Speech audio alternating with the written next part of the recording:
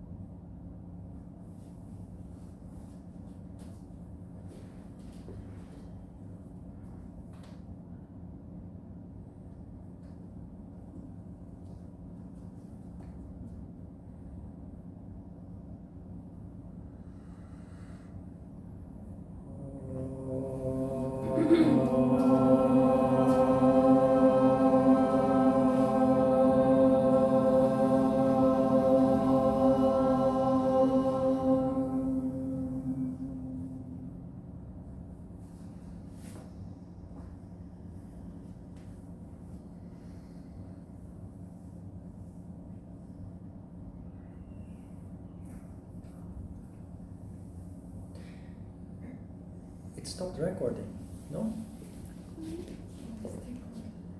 No, it's not. Okay. I thought I heard a sound. That it stopped.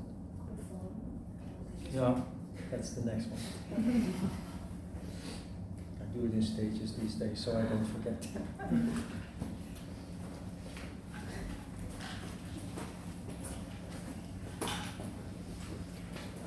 Lesson 20.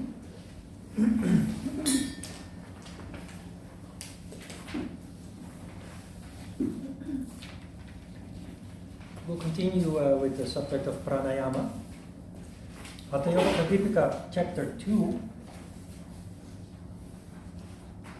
We finished before lunch with Sutra 7.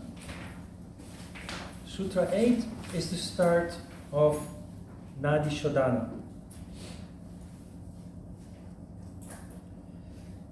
Taking energy in through the pingala, the interior should be slowly filled with energy.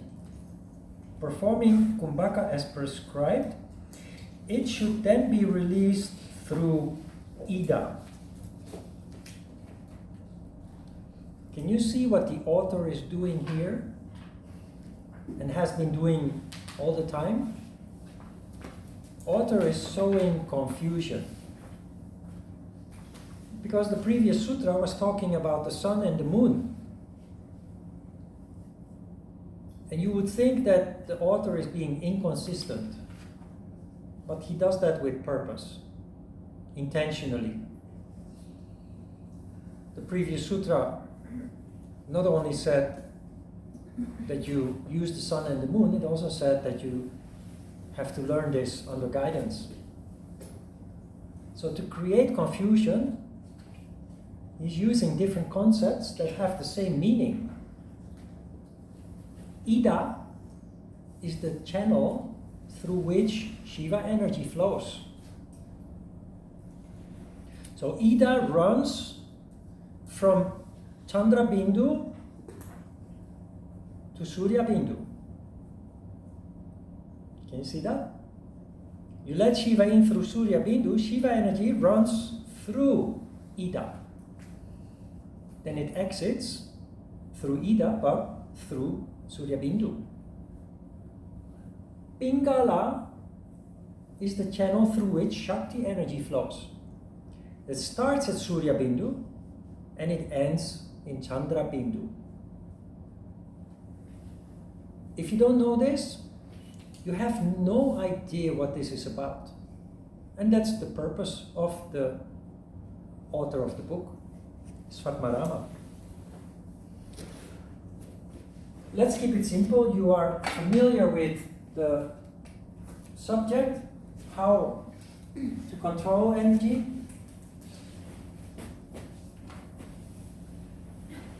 So we have now 2 stages.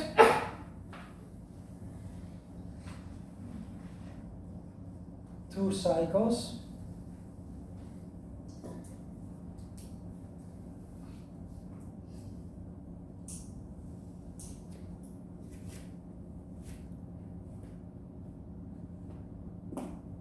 Can you picture the author's purpose? take energy in through Pingala. Shiva in. Should then be released through Ida. Wait. Pingala is the Shakti channel. So you start at the bottom. Sorry. I create more confusion than the author of the book. On purpose, of course. Taking energy through Pingala. So that is Shakti energy. Shakti. Yeah, correct. Shakti. Release through Ida.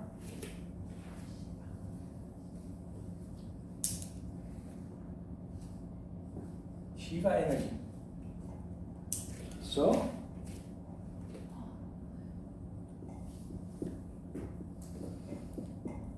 Shakti in 12, Kumbhaka, retention, 48,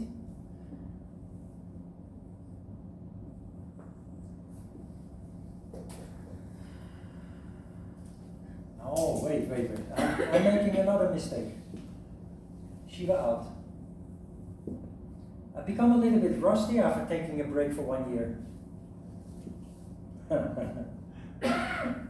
Followed by another Kumbhaka. I'm making exactly the mistake that the author is trying to make me.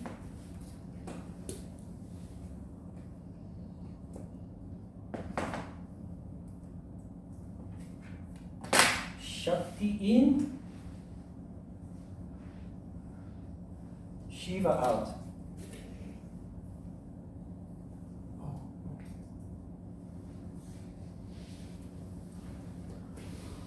Energy in through Pingala. Pingala is responsible only for Shakti energy. Energy out through Ida, Shiva. Shiva cannot go out through the top, it comes in through the top. That's the mistake I made. Shakti in, retention, Shiva out, retention. What we did before lunch was Shiva in, Shiva out. Now we have Shakti in, Shiva out. What does this result in? It results in a Shakti condition, Rajas. Why? Because you increase Shakti energy while reducing Shiva. Can you see the logic? There's more.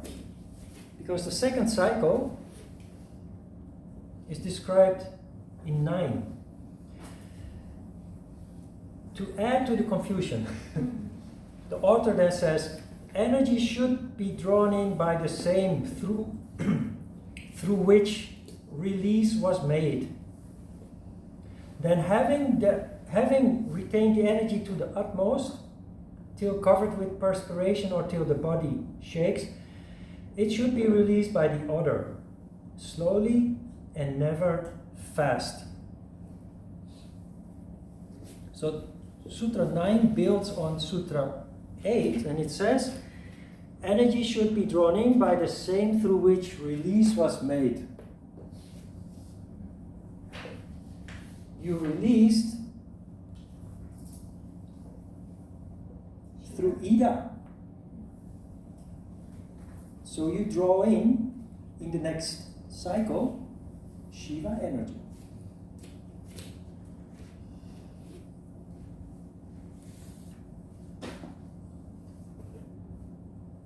So the first cycle is Shiva in and Shakti out, or Shiva Yes, in? Shiva in, no, Shakti in, Shiva out. The red arrow represents Shakti. I always use red for Shakti. Blue for Shiva. On purpose, because Shakti energy is the energy that is expanding, that is active. While Shiva energy is more, it's not inert, but it is the opposite of the expansion.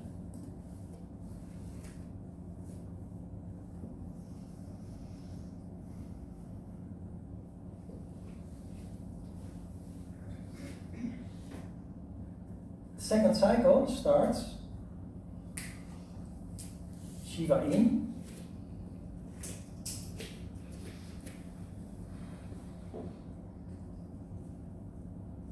and then it should be released by the other.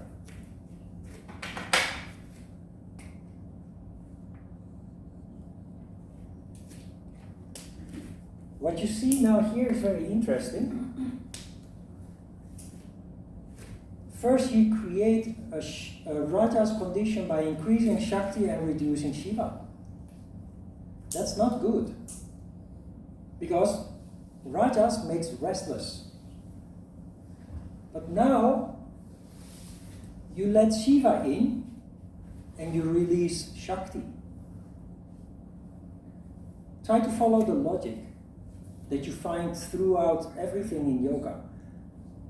The assumption, or the reality actually, is that human beings have a natural tendency to be in a tamas condition. You counter that in the first place by increasing Shakti. You increase Shakti while reinforcing Rajas condition by even expelling Shiva. But too much Shakti makes restless, so then you create balance by adding Shiva and then letting Shakti out. What do you have? Sattva. These two create a very nice balance. The thing about Nadi Sodhana Pranayama is that it is an exercise that you do for 3 months, as you will read in Sutra 10, and then you focus in a cyclical way on the 8 pranayamas that follow. And you don't need Nadi Sodhana Pranayama anymore because it has fulfilled its purpose, which is cleansing the energy channels. But after 36 years, I still like Nadi Sodhana Pranayama very much. I don't need it, but I still like it very much. Why? Because it leads to a very nice balance. And it's the only exercise that does that, because the following pranayamas each are designed either to create rajas or tamas. They deal each specifically with certain shortcomings or even diseases that are healed either by rajas or by increasing Shiva energy. But here, your aim is not to heal diseases. This is about cleansing the energy channels to prepare for the pranayama exercises that follow. It leads to very nice balance. If it is correct, you'll have a very nice meditation as a result. Even better than we had before lunch when we had only this one cycle with Shiva in, Shiva out. So let me write that down so you can follow during the meditation.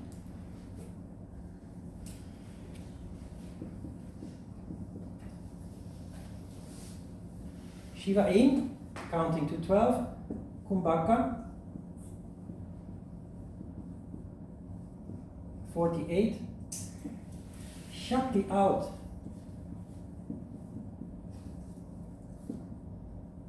24, and a final Kumbhaka,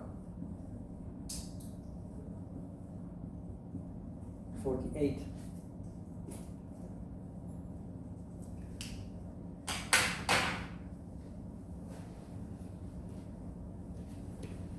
The principle is the same as you did before lunch. Only you follow different pattern. Before lunch we had Shiva in, Shiva out. Now we have first cycle, Shakti in, Kumbhaka, Shiva out, Kumbhaka. Then Shiva in, Kumbhaka, Shakti out, Kumbhaka. It's a lot. It will become routine when you repeat it, but it's not routine yet.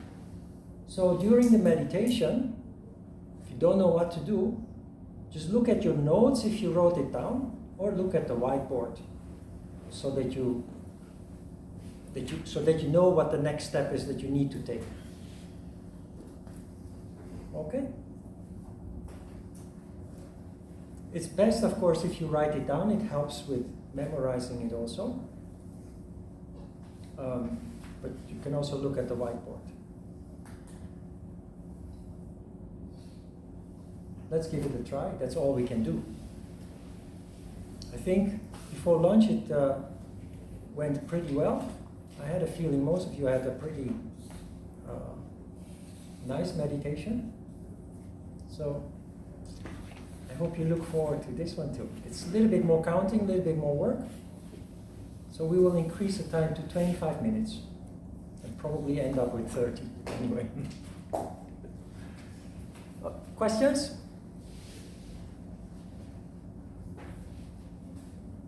Okay.